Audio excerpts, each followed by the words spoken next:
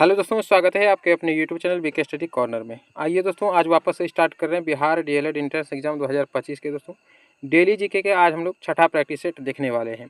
इससे पहले का प्रैक्टिस सेट यदि आप नहीं देखे हैं तो इस वीडियो के डिस्क्रिप्शन में प्लेलिस्ट का लिंक मिलेगा, जाकर के देख लीजिएगा। देखिए दोस्तों, ये हम लोग डेली जो है शाम 7 बजे लगाते हैं, तो डेली शाम 7 बजे आप लोग जुड़िए। चैनल पर नए हैं तो सब्सक्राइब करके बेल नोटिफिकेशन को ऑल पे सेट कर लीजिए। वीडियो आएगा आपके पास नोटिफिकेशन मिल जाएगा। आइए दोस्तों, स्टार्ट करते हैं आज छठा प्रैक्टिस सेट। देखते हैं सबसे पहला सवाल। देखिए, पहला सवाल आपका जीके का, पोखरा नगर किस देश में स्थित है बताइएगा।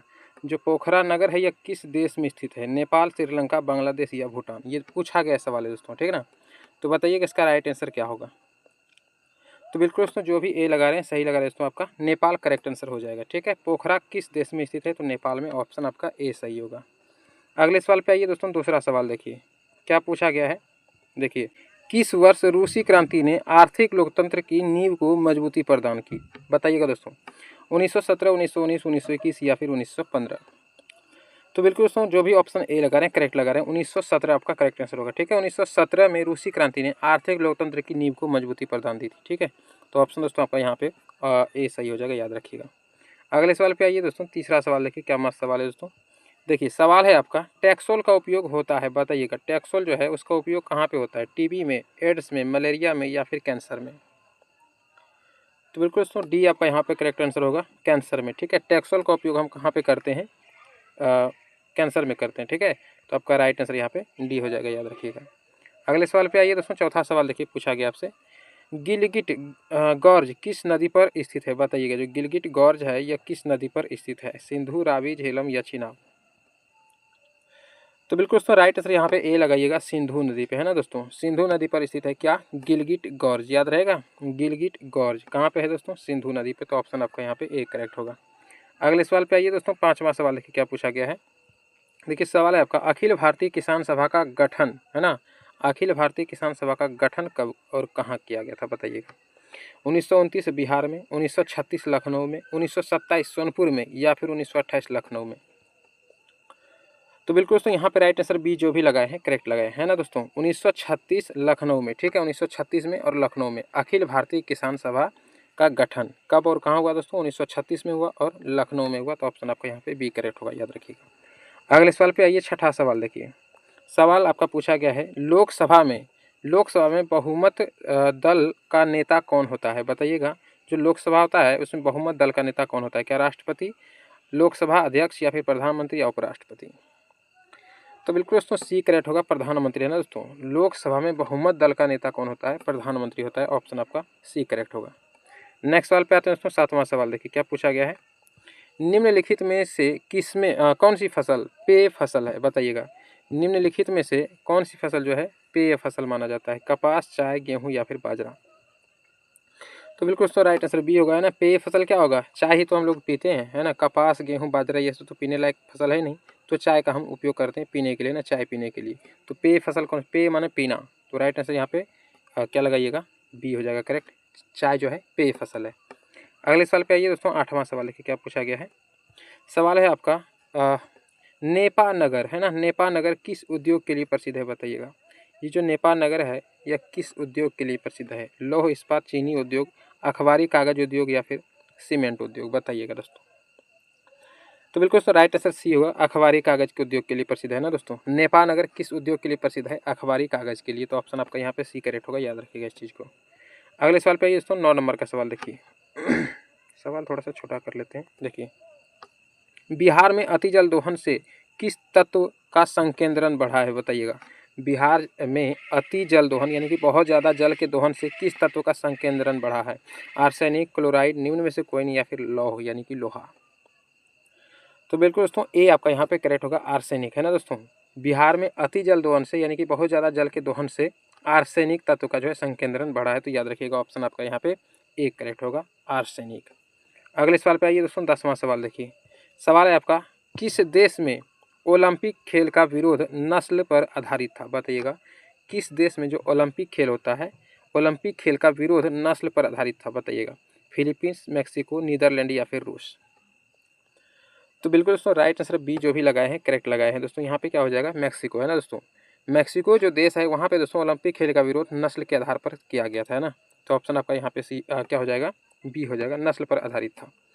अगले सवाल पे आइए दोस्तों, और आपका अगला सवाल है 11 नंबर का सवाल। तो पहले सवाल को हम थोड़ा छोटा करते हैं ताकि आपको ऑप्शन क्लियर दिखे। देखिए आपका सवाल है, मीठे पानी का लगभग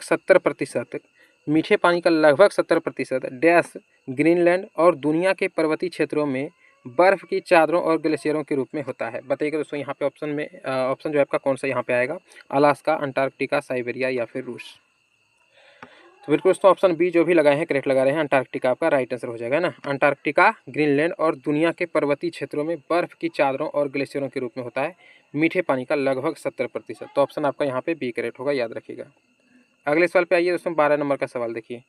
सवाल है आपका, इनमें से कौन सा वृक्ष पर्वतीय वन में पाया जाता है। बताइएगा, यह पिछले प्रैक्टिस सेट का सवाल है और वापस से रिपीट हुआ है, तो जो लगाएंगे पिछले प्रैक्टिस सेट उसको तो बिल्कुल पता होगा। इनमें से कौन सा वृक्ष पर्वतीय वन में पाया जाता है, अर्जुन, चेस्टनट, चंदन या फिर शीशम। तो बिल्कुल दोस्तों ऑप्शन आपका यहाँ पे बी करेक्ट होगा, याद रखिएगा, चेस्टनट है ना। चेस्टनट आपका करेक्ट आंसर हो जाएगा, जो कि ये एक ऐसा वृक्ष है जो कि पर्वतीय वन में पाया जाता है। तो ऑप्शन आपका बी करेक्ट होगा, चेस्टनट, याद रखिएगा। देखिए सवाल है आपका, पटना का पुराना नाम क्या था। बताइएगा, जो पटना है उसका पुराना नाम क्या था, अजीमाबाद, कुसुमपुर, पाटलिपुत्र या फिर उपयुक्त तीनों। तो बिल्कुल दोस्तों ऑप्शन डी जो भी लगाए हैं करेक्ट लगा रहे हैं ना। पटना का पुराना नाम अजीमाबाद भी था, कुसुमपुर भी और पाटलिपुत्र, पुराना नाम इनका, ये तीनों आपका करेक्ट आंसर होगा, याद रखिएगा, अजीमाबाद, कुसुमपुर और पाटलिपुत्र।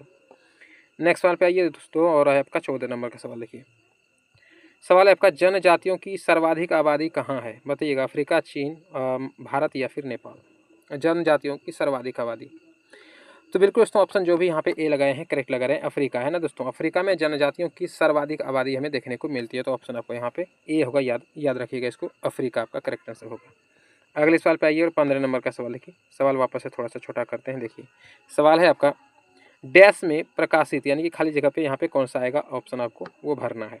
तो डैश में प्रकाशित ब्रूंडलैंड, यहाँ पे ब्रूंड होगा, ठीक है, ब्रूंडलैंड कमीशन रिपोर्ट ने सतत विकास के बारे में विचार साझा किए और इसे कैसे प्राप्त किया जाता है इसके बारे में बताया।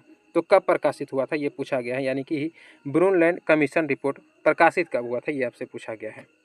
तो 1992, 1977, 1997 या फिर 1987। तो बिल्कुल दोस्तों ऑप्शन डी जो भी लगा रहे हैं करेक्ट लगा रहे हैं, यहाँ पे करेक्ट आंसर दोस्तों 1987 हो जाएगा, है ना। ब्रूनलैंड कमीशन रिपोर्ट 1987 में प्रकाशित किया गया था। तो ऑप्शन दोस्तों आपका यहाँ पे डी करेक्ट हो, याद रखिएगा, 1987 ईस्वी। नेक्स्ट सवाल पे दोस्तों देखिए 16 नंबर का सवाल है आपका दोस्तों, द्वितीय विश्व युद्ध का अंत कब हुआ। बताइएगा, जो द्वितीय विश्व युद्ध है उसका अंत कब हुआ, 1945, 1941, 1939 या फिर 1938। तो बिल्कुल दोस्तों ऑप्शन ए जो लगा रहे हैं करेक्ट लगा रहे हैं। तो 1945 में ना द्वितीय विश्व युद्ध का अंत कब हुआ था, 1945 ईस्वी में। तो ऑप्शन आपका ए करेक्ट होगा, याद रखिएगा। नेक्स्ट सवाल पे आते हैं, 17 नंबर का सवाल देखिए। सवाल है आपका, यूरोप वासियों ने दिशा सूचक यंत्र का ज्ञान किन से सीखा था। बताइएगा, जो यूरोप वासी थे वे दिशा सूचक यंत्र का ज्ञान किन से सीखा था, चीन से, रोम से, अरबों से या फिर भारत से। तो बिल्कुल ऑप्शन सी करेक्ट होगा, अरबों से सीखा था, है ना। यूरोप वासियों ने दिशा सूचक जो यंत्र होता है उसका ज्ञान अरबों से सीखा था। तो ऑप्शन आपका यहाँ पे सी करेक्ट होगा, याद रखिएगा, अरबों से। नेक्स्ट सवाल पे आइए, 18 नंबर का सवाल देखिए। चुनावी स्पर्धा से लाभ होता है, क्या लाभ होता है चुनावी स्पर्धा से। बताइएगा, इनमें से कोई नहीं, ये पहले दे दिया है, कोई बात नहीं है। अधिनायक बनने में या फिर तानाशाह बनने में या फिर जनमत निर्माण में। तो बिल्कुल दोस्तों यहाँ पे राइट आंसर लगाइएगा, है ना। ऑप्शन से ही आपको पता चल रहा होगा राइट आंसर क्या होगा, डी, जनमत निर्माण में, है ना। चुनावी स्पर्धा से लाभ क्या होता है, जनमत निर्माण में। तानाशाह बनने में, अधिनायक बनने में ऐसा नहीं होता है, जनमत निर्माण में। तो ऑप्शन आपका यहाँ पे डी करेक्ट होगा, याद रखिएगा। अगले सवाल पे आइए दोस्तों, 19 नंबर का सवाल देखिए, क्या पूछा गया है, मानव अधिकारों को संयुक्त राष्ट्र के द्वारा मान्यता कब प्रदान की गई। बताइएगा, जो मानव का अधिकार है उनको संयुक्त राष्ट्र के द्वारा मान्यता कब प्रदान की गई थी, 10 दिसंबर 1950 को, 10 दिसंबर 1952 को, 10 दिसंबर 1954 को या फिर 10 दिसंबर 1948 को। तो बिल्कुल दोस्तों यहाँ पे राइट आंसर डी होगा, है ना, 10 दिसंबर 1948 को मानव अधिकारों को संयुक्त राष्ट्र के द्वारा 10 दिसंबर 1948 को मान्यता प्रदान की गई थी। तो ऑप्शन आपको यहाँ पे दोस्तों डी करेक्ट होगा, याद रखिएगा। अगले सवाल पे ये दोस्तों 20 नंबर का सवाल देखिए, और थोड़ा सा सवाल को छोटा करते हैं। देखिए सवाल है आपका, अपने अस्तित्व के दौरान 17 राष्ट्रों ने राष्ट्र संघ में सदस्यता वापस ले ली, लेकिन निम्नलिखित में से वह कौन सा राष्ट्र है जो कि राष्ट्र संघ से अलग नहीं हुआ। बताइएगा, होंडुरास, भारत, ब्राज़ील या फिर स्पेन। तो बिल्कुल दोस्तों ऑप्शन बी जो भी लगा रहे हैं करेक्ट लगा रहे हैं, भारत हो जाएगा ना अपना, भारत। जो दोस्तों 17 राष्ट्रों ने राष्ट्र संघ से सदस्यता वापस ले ली थी, उस समय दोस्तों भारत एक ऐसा देश था जो कि राष्ट्र संघ से अलग नहीं हुआ था। तो ऑप्शन दोस्तों यहाँ पे आपका बी करेक्ट होगा, याद रखिएगा भारत। ठीक है दोस्तों, तो आज का प्रैक्टिस सेट यहाँ पे एंड होता है। और पिछला प्रैक्टिस सेट नहीं देखें तो डिस्क्रिप्शन में प्लेलिस्ट का लिंक मिलेगा, देख लीजिएगा। और टेलीग्राम चैनल को जरूर ज्वाइन कीजिए दोस्तों, फ्री में आपको वहाँ पे PDF मिल जाता है। तो टेलीग्राम चैनल का भी लिंक जो है दोस्तों डिस्क्रिप्शन में मिल जाएगा, तो जाकर के आप लोग ज्वाइन कर लीजिएगा। तो मिलते हैं दोस्तों कल के प्रैक्टिस सेट में, तब तक के लिए जय हिंद।